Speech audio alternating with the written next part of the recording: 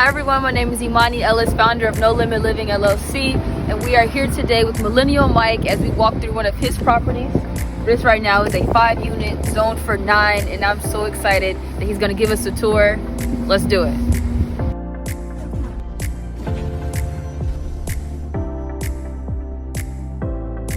This 5-plex, currently 2 of the units are occupied, so we can only go through 3. Okay. But what we have are 4 different identical 2-bed, 1-bath units.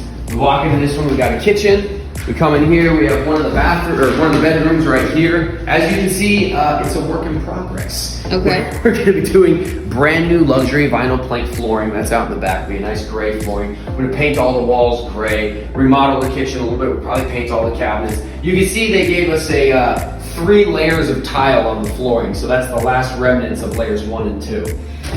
We move in through here. Bathroom's pretty standard, looks ugly, but we're gonna make that thing look clean. And then we come in here and you can see it's just another bedroom, nothing super fancy about this. The other unit we have upstairs is significantly closer to being done. This is a nice family room, a nice living room, and it's hot in here. We know our furnace is working.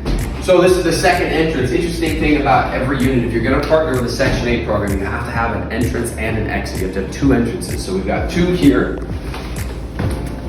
This is the entrance from the exterior of the building, but if we go upstairs to the upstairs units, again, this one's occupied right there.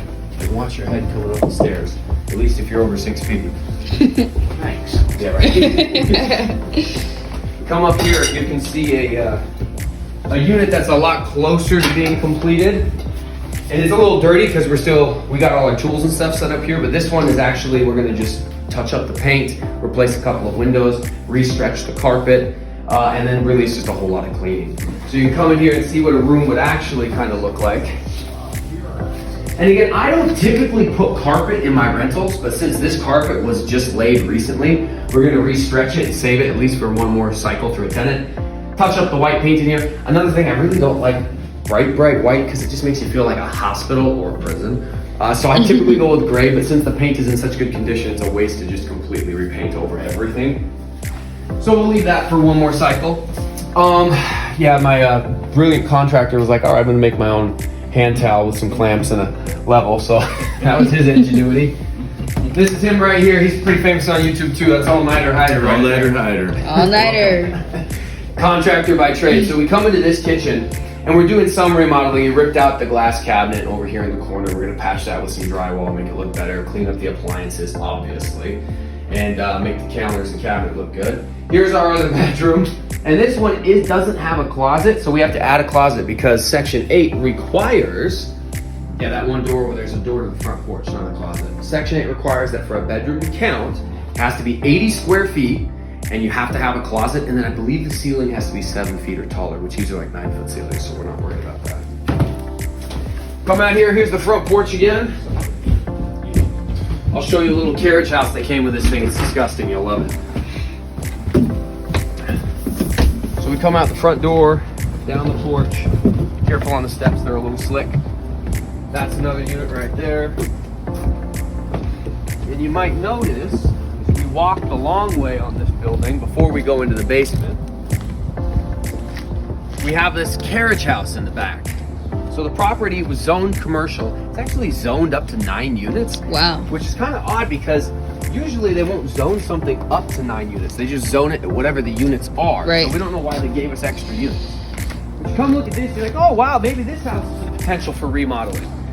No. This one's beyond saving. You just need to tear this thing down. So what we'll probably do is we're gonna rip it down, extend the concrete slab out, and then we'll build another 2 or 3 units from scratch. And I don't want the viewers to catch some sort of disease through the phone because of the amount of mold that's in here. But you can just see this thing right here. It's not really worth saving. So we're gonna make it a hole in the ground, and then we'll make it beautiful. Nice. Last thing we'll do is we'll look at the basement real quick. So, the nice thing about this 4-plex, because it is a 4-plex, is that we had opportunity to make it a 5-plex. Now again, you do need 2 entrances. So here's one. There's another entrance at the front. Oh, and then lock it.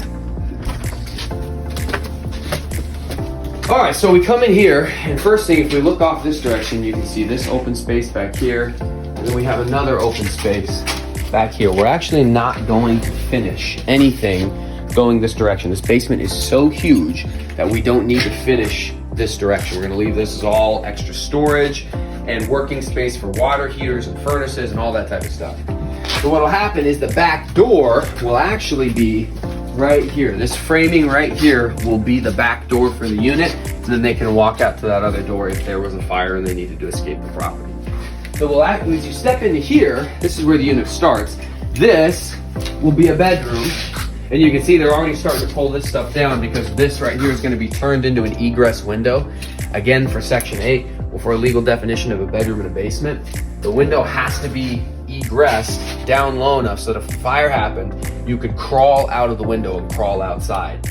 And so for it to actually count as a bedroom, we have to open up that foundation and open up that window. And that's to the tune of like $2,000 a pop. So this will be the family room.